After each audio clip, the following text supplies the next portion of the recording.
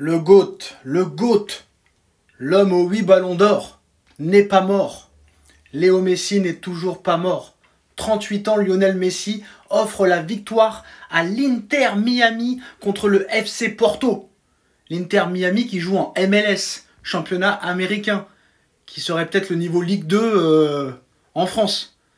Quel coup franc sublime de Léo Messi qui offre la victoire à l'Inter Miami.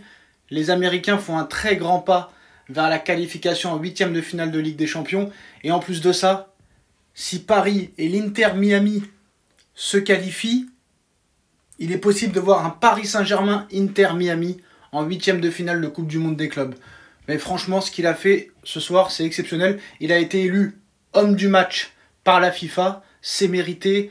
Et là, on parle du FC Porto quand même. Le Cador portugais qui joue la Ligue des Champions tous les ans. On ne parle pas de Al Hilal, de Al Khali, etc. Lionel Messi, 38 ans, n'est toujours pas mort et te met toujours des coups francs venus d'un autre monde. Lionel Messi, 38 ans, offre la victoire à l'Inter Miami. Ce serait incroyable de le revoir contre le Paris Saint-Germain, contre son ancien club où ça s'est très mal terminé. Je suis impatient de voir ça. Lamine Yamal prévient tout le monde. Je pense que l'écart avec nos adversaires va se sentir encore plus chaque année. Lamine Yamal prévient, l'écart va se creuser entre le FC Barcelone et toutes les autres équipes. Tous les concurrents du Barça, l'écart va se creuser. Pour l'instant, ce n'est pas flagrant, mais ça le sera. Chaque année, je vais gagner en expérience et progresser dans mon jeu. Mon corps va changer et je vais me sentir plus à l'aise sur le terrain et avec mes coéquipiers. Lamine Yamal prévient que le FC Barcelone, dans les prochaines saisons, va éteindre tout le monde et que Lamine Yamal éteindra tout le monde. Plus facile à dire qu'à faire, mon grand. Maintenant, il va falloir assumer. Et ça, je peux te dire que ça, tous les gens vont bien le screener et vont le garder. À chaque fois que tu vas faire une mauvaise prestation, à chaque fois que le FC Barcelone va chuter, je peux vous dire que tout le monde va ressortir tout ce qu'a dit Lamine Yamal aujourd'hui. Voilà, il a donné une interview à Barça Universal, donc là maintenant il va falloir assumer. Les écrits restent, attention. Ça va être chaud pour toi Lamine, il va falloir maintenant assumer, t'as prévenu, maintenant il va falloir agir. Parler n'est pas agir. Vous l'avez tous vu en action. Tirez-en vos propres conclusions. Pour Manu Koné, l'international français, Ryan Cherki, c'est plus fort que Lamine Yamal, Rodrigo, Désiré Doué et Florian Wirtz. Non, ce n'est pas une blague. Il a donné une interview à Foot Mercato, le site spécialisé en mercato. On lui a demandé parmi ces 5 joueurs lequel est le meilleur.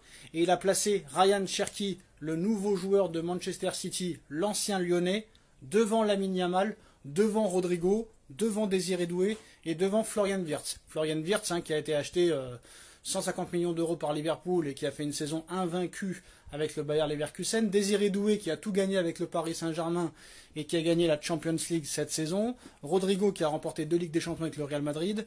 Et Lamine Yamal qui est sur le toit du monde en ce moment et qui est adoré de tous et qui est peut-être le futur plus gros joueur du monde. Alors ce qu'il faut savoir, c'est que pourquoi Manu Koné dit ça? Bah déjà parce que Ryan Cherki il est français, donc il défend les Français. Tout ce qu'il dit, il ne le pense pas. Quand il dit que Cherki est plus fort que Yamal, Rodrigo, Désiré Doué, Wirtz, il ne le pense pas. Il est obligé de le dire parce qu'il est français. Et vous allez me dire, ouais mais Doué aussi il est français. Bah, il a choisi entre Doué et Cherki, mais parce que là c'est là que ça devient intéressant. Pourquoi il n'a pas mis Doué par exemple s'il veut supporter un français au lieu de Cherki? C'est que Cherki, c'est son grand ami de l'équipe de France Espoir. Tu vas me dire, mais Doué aussi. Mais Doué, il n'a pas été trop longtemps en équipe de France Espoir, alors que Cherki, ça fait plus de presque 3 ans qu'il est en espoir en équipe de France. Donc ils ont lié des amitiés, et c'est pour ça que Manu Koné a dit que Cherki est plus fort que Yamal, Rodrigo, Désiré Doué et Wirtz. Parce qu'il défend son pays, parce que s'il aurait dit autre chose, on l'aurait critiqué. Et entre Désiré Doué et Cherki, comme Cherki c'est son grand pote, et ben il a dit Cherki, voilà c'est simple. Mais voilà, Cherki n'est pas plus fort que Yamal, Cherki n'est pas plus fort que Doué, Cherki n'est pas plus fort que Wirtz, peut-être plus fort que Rodrigo à l'heure actuelle. Cherki peut devenir meilleur que ces mecs-là, mais ce sera la discipline et le travail qui se verra sur le terrain. Officiel, Kylian Mbappé a été hospitalisé d'urgence aux États-Unis. Le Français souffre d'une gastro-entérite aiguë très sévère. C'est le communiqué du club du Real Madrid qui l'a annoncé. On sait qu'il était forfait déjà contre Al Hilal hier après le match nul 1 but partout du Real Madrid. Et là, il a carrément été transféré à l'hôpital. Transfert quand même assez inquiétant pour le Real Madrid. Il va manquer le match de dimanche, le deuxième match du Real Madrid contre je sais plus qui là. Contre une équipe mexicaine je crois. Mais voilà, saison compliquée en tout cas pour KM7. Hein. Saison blanche avec le Real Madrid alors que le Real Madrid gagnait tout. Avant son arrivée, il arrive, il ne gagne rien, saison blanche. L'année où il quitte le Paris Saint-Germain, le PSG remporte la Ligue des Champions. Il rachète le Stade Malherbe de Caen. Caen descend en national pour la première fois de son histoire. Il perd son procès contre le Paris Saint-Germain où il réclamait 55 millions d'euros.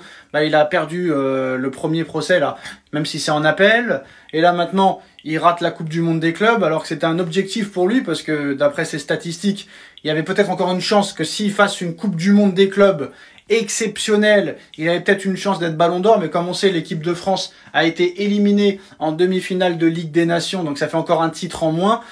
Donc il y avait vraiment que la Coupe du Monde des clubs pour briller pour lui et pour peut-être espérer, même si c'était même peu probable, même s'il gagnait la Coupe du Monde des clubs, de pouvoir gagner le Ballon d'Or. C'est vraiment une saison poissarde et noire et très compliquée pour KM7.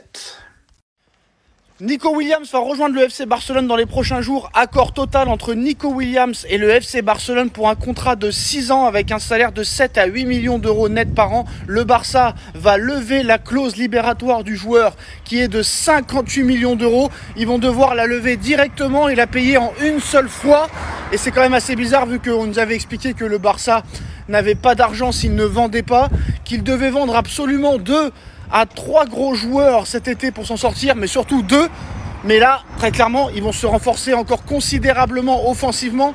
Après Lamine Yamal, Rafinha, Robert Lewandowski, Dani Olmo, Ferran Torres et d'autres, Nico Williams va venir renforcer encore plus ce quatuor offensif. Et là, ça va être un quatuor offensif.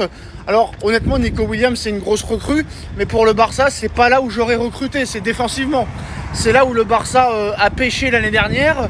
Ils ont acheté un gardien, le gardien de l'Espagnol Barcelone, c'est très bien, mais il va falloir quand même acheter une défense. Et pour moi, Nico Williams n'était pas la priorité du FC Barcelone. Et les 58 millions d'euros déboursés pour Nico Williams, je les aurais dépensés peut-être dans 2 gros défenseurs. Voilà, il ne faut pas trop penser à l'attaque à tout va, il faut aussi penser à la défense. Et la défense du Barça est très faible. En tout cas, Nico Williams va rejoindre le FC Barcelone dans les prochains jours. Très gros coup du Barça, mais il va y avoir embouteillage offensivement. Regardez comment Al Hilal a malmené tout le match le Real Madrid hier. Al Hilal, je ne sais même pas si ça joue le maintien en Ligue 1. J'irai pas jusqu'à dire que c'est des amateurs, mais quand on voit la qualité technique, la précision des passes, les dribbles, le Real Madrid s'est fait enrhumer tout le match hier, surtout en première mi-temps. Et Al Hilal a joué un très beau football et le Real Madrid a vraiment souffert hier. Donc Xabi Alonso va vraiment avoir du travail. Regardez les phases de jeu de Al Hilal, ils sont tranquilles, ils sont faciles et le Real est complètement débordé par les phases de jeu de Al Hilal. Alors on va me dire oui, il faut laisser du temps à Xabi Alonso, il vient d'arriver, etc. Mais Inzaghi avec Al Hilal, c'est exactement la même chose. Et on peut voir déjà la différence de niveau. C'est quand même assez incroyable.